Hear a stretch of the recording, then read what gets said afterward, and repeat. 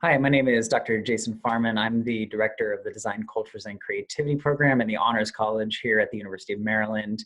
And I'm really sorry that we can't join you face to face due to all of the circumstances happening at the moment. So we thought we wanted to instead create a video to give you an overview of our program and to answer some questions that some of you might have about DCC and the University of Maryland. If anything we cover today doesn't touch on questions you have, please feel free to reach out directly to me. I'm happy to answer questions about DCC and about the university broadly. So I'm going to jump over to my PowerPoint here to give you a sense of some of the things that I'm hoping to touch on today. The first one being, what is DCC? This is a really common question. We have 3 words in our name that are really nebulous, and we actually love that because it allows us to be broad and study things in really interdisciplinary and broad ways that helps define our program in a sense. We're really interested in making connections across fields. We're interested in thinking broadly and synthesizing ideas, not narrowly focused in any capacity, but really developing thinkers who are critical and able to synthesize fields. DCC fosters really a close and collaborative social environment. We're a living and learning program, so we bring students together to live in Prince Frederick Hall. And within the hallways, when you bring together all of these different kinds of people with all these different backgrounds and skill sets and career interests, really dynamic things happen. And it's really unparalleled in the nation. There's nothing quite like DCC anywhere that you would come across where you're not majoring with us, which is so fantastic because we get to bring together people from 47 different majors across campus to collaborate, to work together, and to think really broadly about some of the social challenges we're facing as a culture at this moment in time, and ultimately how, when you bring people with different skill sets together, we can design the world to be a better place. Design is ultimately all around us. We face it every day, and every interaction that we encounter, design is in some capacity a part of that. So when we bring together people with different skill sets to tackle issues around design and society using creative methodologies, really dynamic things happen, and you just don't find it anywhere else in the country. So we think of making as a mode of thinking. When you're building, you're unlocking questions that you couldn't have accessed otherwise, and by creating conditions where you're using hands-on practical skills to make things, you really get to ask new questions and uncover new approaches to things that you couldn't have accessed otherwise. Many of our students are really socially engaged. They're interested in how design can make the world a better place, how it can make a positive impact on their society, on their culture or their subcultures. And that's a really key part of what we do. We're a very inclusive environment. We're trying to bring together as many different possible people as we possibly can, and to really just value diversity and inclusion as a core principle of what we do. So why the University of Maryland, I think, is that by bringing together people who have different skills, you're going to learn from those people within a small, close-knit environment. People who have different backgrounds than you that are going to challenge your worldview. For us in DCC, we think of higher education not simply about what you're going to learn in the classroom, but ultimately who you're going to become as a human being. What is the best environment for you to become your best self? That's a really critical question, I think, when it comes to why you're going to college in the first place. It's to become your best self. You're going to learn amazing things in the classroom, but outside of that, you're going to interact with some really amazing people, some interesting people who are going to challenge the way that you see things and really push on your worldview. And this, I think, is going to help you to develop into the person that the best person that you can become. So for me, one of the reasons I'm at the University of Maryland is because within this environment, I get to work across all different fields of study. I work in the human-computer interaction lab with computer scientists and people in the College of Information Studies. I work with artists, people in theater, people in music. I work with people in engineering and all kinds of different departments across campus. And that kind of thing is really a fluid and natural part of the University of Maryland environment. And I don't see that at a lot of institutions. So that's ultimately why I'm here. And within this large research university where I get to work with colleagues from all across campus and with the great resources in the DC area, the other thing that's attractive to me is that I get to work closely with a small group of students. In DCC, we're gonna bring in about 60 students who will come into this freshman class starting in the fall of 2020. We had about 400 applicants who preferenced us first this year to join that small cohort of 60, and I'm really excited to be reaching out to all of you that we've invited into the program. And I'm excited to work with you in a close capacity. I get to know you better than almost any other faculty member on campus. The staff and faculty in DCC get to know you in such an intimate way. So you really get the best of a small college environment on a large research campus. So I am constantly writing letters of recommendation for my students, and I'm able to tailor those letters in really specific ways to their experience and their skill set and their future vision. And I know them, and I know them as people better than a lot of the professors in their majors know them actually. So this is such a thriving environment to be a part of, in my opinion. One of the freshmen who came into DCC a couple of years ago said, if I had known what I did in my freshman year coursework, I would have had a really clear sense of what DCC is. When I joined, I didn't quite know what it was, but now that I've done coursework, I can really get a very clear sense of what that is. So I wanted to give you a clear sense of what we do together in the freshman year. In DCC, you will take a series of classes that are sequential. You start with a lecture that's taught by me, and this takes place with everybody in the same room, all freshmen together, about all 60 students together. We get to know each other, and we get to study each of the terms that are a core part of our program's name. So we begin with design. What do we mean by design? Where do we see it? So we talk about design in architecture or graphic design. We talk about interface design. We talk about just design in everyday objects that you interact with. How is the world designed? How are the objects you interact with designed? And how can we then see design better? We argue that design is everywhere, it's just not always visible. And our job is to make it visible so we can understand how and why things are designed and possibly do it better. So ultimately, within the class DCC 105 that you will take with me, we pair ideas such as design principles with hands-on projects. So one of the first things that we do is to think about and to define design for each person. How will you approach design? What does design mean for you? Here's a couple of posters that students created in the fall with their definitions of design. And so you will come up with your own definition of design for your own work. And then through principles of graphic design, you will create a poster that expresses that. And then we print these out, and these live in your dorm room in Prince Frederick Hall as a reminder of how you're approaching design, one of the core terms that we have within the title of the program. We also think about design and interfaces and human interaction. We redesigned the Washington, D.C. Metro kiosk. So collectively, we went out, and it's one of the worst designed things out there. And we tried to find out why it's so badly designed. How does it instill user frustration for people just trying to add money to their smart trip card when they're taking the DC metro system or subway? And by talking to people, interviewing them, and then ultimately going back and creating new prototypes, we actually were able to redesign this and come up with much better interface designs than what is currently out there. We then move into thinking about culture.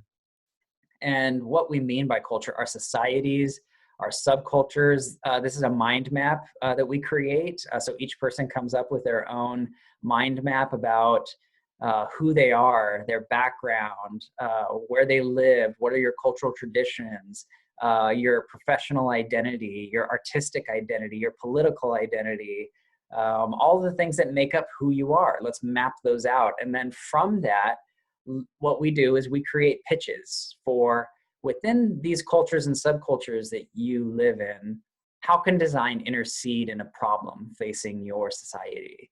How can design make a difference? So each group comes up with a pitch, and they create a plan of action for how design can actually make a meaningful intervention within their cultures and make their cultures better. We also talk about cultures of documentation. We talk about the rise of mobile technology in our lives and the ways that it becomes so integral to everyday interactions, and also how we capture the world. We talk about the need to document the world around us. And then out of that, what we did was we created a film festival of short films that the students created that were shot entirely on mobile devices, to talk about the impact of having every person having a camera in their pocket or purse at this moment. We talk about cultures of repair, cultures of planned obsolescence, where within our society we are surrounded by this desire to upgrade, but then that leads to massive waste within our society. So we think about the environmental impact and also the social impact of e-waste. And a part of that is repairing these broken technologies, where we take people's tablets or phones and we repair them, and we teach them to repair as an intervention to e-waste, as an intervention to upgrade culture and planned obsolescence. How can we hold on to our devices longer and make them still robust and dynamic enough to live within our everyday lives?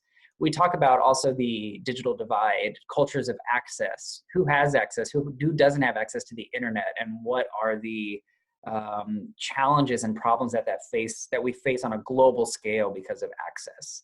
And a part of that is to create pitches around, we do every year what's called the Digital Divide Design Challenge, where I present you with a society that within the United States that has very low broadband bandwidth at the moment. And you have to design a intervention for the digital divide within that culture. Then there's a winning team that comes out of that. We end the semester by talking about creativity, the role that creativity plays in your lives. Most of you that are invited to this class this year have some creative background.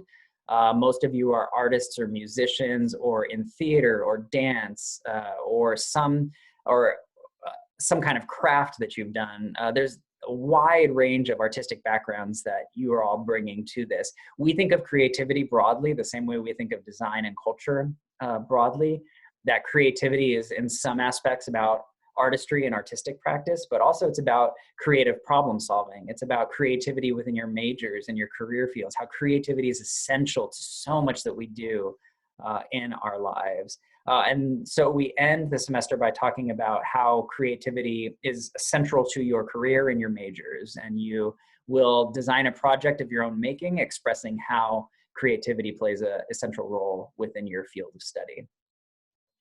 Within DCC, so that's that class. That's the 105 class that we take together. After that, every class that you take within DCC is capped at around 12 students. It's very small. There are then 5 options for you to choose from each semester. So it's deeper dives into a particular topic. This semester, for example, coming up in the fall, the rising sophomore students will take courses in sound culture, or innovations in images and technology around photography and image capture in the digital age. There's a course called Art for Earthly Survival, which is about art's intervention into environmental activism and environmental issues. There's a class called The History of the Book, where you will learn bookbinding and printing. There's another class called Critical Data Modeling, thinking about the role that capturing data and analyzing data plays in how we understand and analyze culture. We've had other classes that we teach each year, such as digital storytelling, prototyping, digital feminism, 3D modeling in the humanities. There's a course called Internet of Evil that's being taught right now, thinking about the impact of sort of malicious forces online and how to design with those in mind. We also have a course right now called Religious Discourses in the Digital Age. So we have kind of this wide range of classes that you'll choose from in your freshman and then into your sophomore year. And then ultimately you end DCC by creating a large-scale capstone project. In your sophomore year, you will come up with the topic and the approach and the design for your capstone. and you will build this out throughout your sophomore year. One of the things about the capstone project that is really fantastic is that it sets you apart from every other person in your major. By the time you're done as a sophomore, you will have built a large-scale project that will allow you to go into interviews for internships and jobs and stand apart from everyone else in your major because you've already built something that's really robust and interesting and shows that you can synthesize different fields of thought. And whenever I'm talking to employers out in the world, what they're telling me is when they're looking for people to hire, they're looking for people not that have the hard skills of coding or particular graphic design tools. They say, we can teach them all that. What I'm looking for is somebody who thinks in a particular way, somebody who values diversity, who can synthesize really different ideas and bring them together. That's the kind of person I'm looking for. And DCC really fosters that and helps you stand apart from every other person in your major. Within the freshman year of DCC, you'll also be able to develop some skills that will help you build your capstone project, some hands-on tools and approaches that will help you design things that and kind of meet the goals that you might have for yourself when it comes to the capstone project. These are called design camps, and these are taught by alumni. We have a very robust alumni network, and we bring them back in to teach for us each year. We have new people teaching new courses each semester. A recent set of design camps included things like iPad art or prototyping, CAD and 3D printing, motion graphics with After Effects, calligraphy, lettering, and typographic design, non-traditional storytelling using the platform Twine. And we also ended that semester with a podcasting design camp. So we like to link you with our alumni, and we like to get you in teaching, working with them where they can teach you some of these skills that will help you develop your capstone projects. I will teach a design camp occasionally on mobile app prototyping for people who want to build mobile apps for their capstone projects. We also have a sound studio which is a couple of buildings over from Prince Frederick, and you can use that each week, and you can go and learn to record. You can bring your instruments there, and every year we have students who record full-length albums as part of their capstone projects. So you can go and do design camps on music composition or working with Ableton or Pro Tools. We're also an Adobe campus, so you'll have free access to the entire Adobe Creative Cloud. So you can learn to record an audition, for example, and just download that to your computer as well. We have courses on bookbinding, for example, or design camps on bookbinding, on intro to programming, on game design, 3D printing, video and learning Premiere, how to shoot and also edit in Adobe Premiere. Graphic design, an Illustrator or Photoshop. We did a design camp not too long ago that was called Learning to Build Stained Glass Windows Using Soldering. So you could do that as well. And ultimately, this helps you go into these internship interviews and be able to demonstrate this mode of critical engagement that making is a mode of thinking. These are some of the internships that students do. This can be a core part of your DCC degree. All of the classes that I've been talking about are not in addition to your major. They actually fit really well within your major because they fulfill general education requirements, things you're already gonna have to take anyway. And if you decide to go out and do an internship, you can get course credit for that, which then applies to your DCC citation. We encourage people to go out for internships. Other ways that you can fulfill those final 3 credits of DCC besides an internship is you can do study abroad, or you can take independent study within DCC with the faculty here. I wanted to highlight a couple of people within the program. This is Alicia Lowe, who is currently finishing up at Harvard Law School. The reason she decided to go to Harvard Law was within that DCC 105 class, when we were talking about the digital divide and doing the digital divide design challenge, she became really interested in tech policy, especially in global tech policy. and decided to go to law school. And that's what she's doing at Harvard right now, is pursuing tech policy within there. And that's what her career will ultimately be. And what helped her application for law school was to be able to demonstrate this mode of critical engagement that DCC prepared her for. This is Lily Bell Davis. She was an economics major who was rooming with people who are just vastly different from her. Computer scientists, and across the hall there were studio artists. And so she learned coding from them. She learned graphic design from them. And she applied after her freshman year for an internship at Google. And she worked with the social media team at Google after her freshman year because of this range of things that the people in her hallway had taught her within DCC that were outside of her economics degree. She went on to intern with Google for a second year in her sophomore year. In her third year, she studied at the London School of Economics, and then ultimately went on to Columbia Law School, where she finished up and is now a lawyer as well. So we have people who are really competitive for graduate school, and then people who end up working for companies, a wide range of companies within their fields, whether it be Goldman Sachs or Google or Facebook, or working for USA Today or the Baltimore Sun. You know, this wide range of fields that people go into. DCC really sets you up to apply and be really competitive for those kinds of jobs. We typically have a capstone fair. This year, unfortunately, it's canceled because we can't gather together. But in the fall, we're moving into the fall. So if you join us in the fall, you can come to our capstone fair in September and see the amazing work that the students have built over this past year. Some of the really interesting capstone projects that we've given awards to are Divya and Kelly's work called Pixel. They're computer science students and also artists, and they decided to create a webcomic about this character named Pixel, who is a African-American female computer scientist who has a special superpower. Whenever she codes, actually the things that she codes become real life. So it's kind of this superhero book encouraging girls to go into STEM and shows them how to code within the very graphic novel itself. This is Emily Sand. She designed an RPG game based on sort of this idea of personality tests. And as you take this personality test, it develops into the characters you play and actually shapes the entire game experience based on your own personality and how it encounters the world.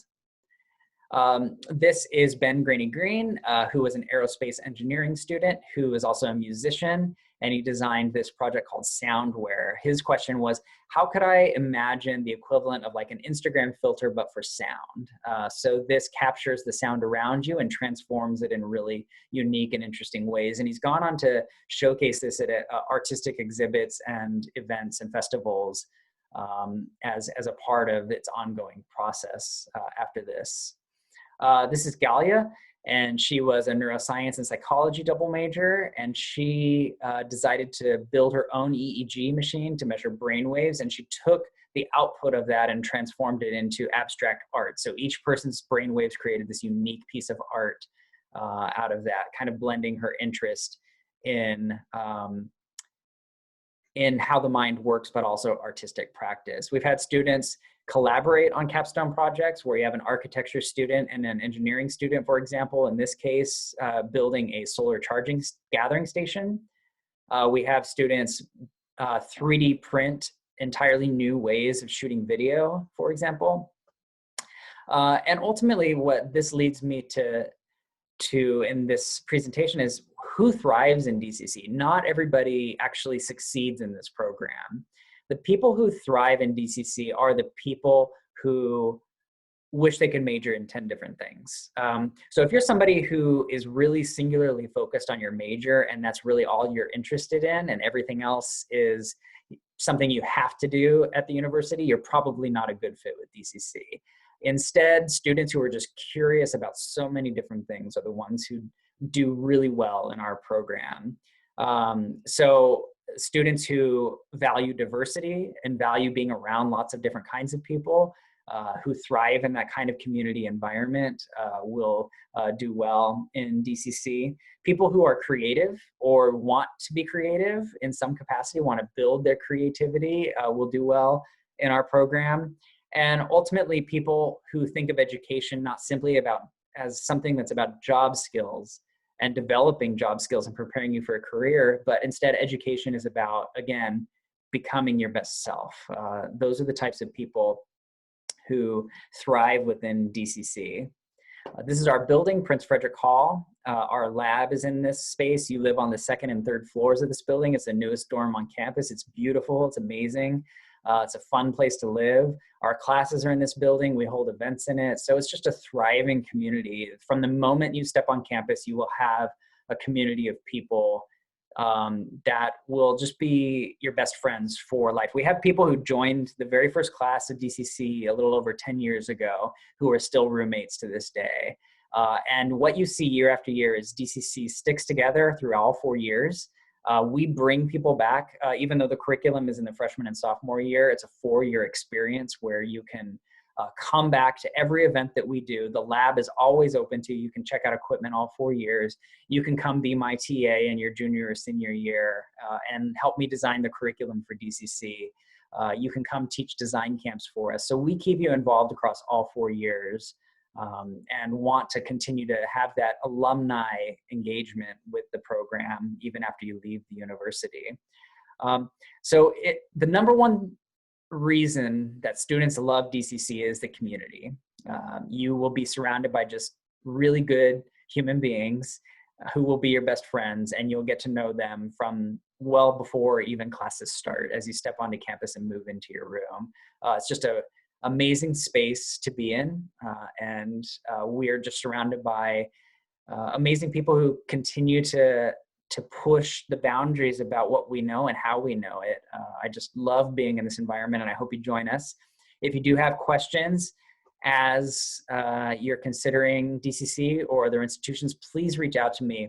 One of the things I tell students is that I'm less interested in recruiting people just to get them here at the University of Maryland. I'm more interested in getting people to come and join us who really will thrive here. And if you have questions about if that's you or not, please just reach out to me. I'm happy to have a very objective conversation with you about how you might fit into DCC or how another school might be a better fit for you. I'm happy to give you objective advice about that. Reach out to me. Let me know if I can answer any questions for you. Let me go ahead, go back here. Okay. Please feel free to email me. You can call my office phone right now, which then rings over to my cell phone since we're all remote at the moment. Nobody's on campus, but you can still reach out to us through these ways. I'd love to chat with any of you, and hopefully look forward to seeing you in the fall. Okay, thanks. Bye.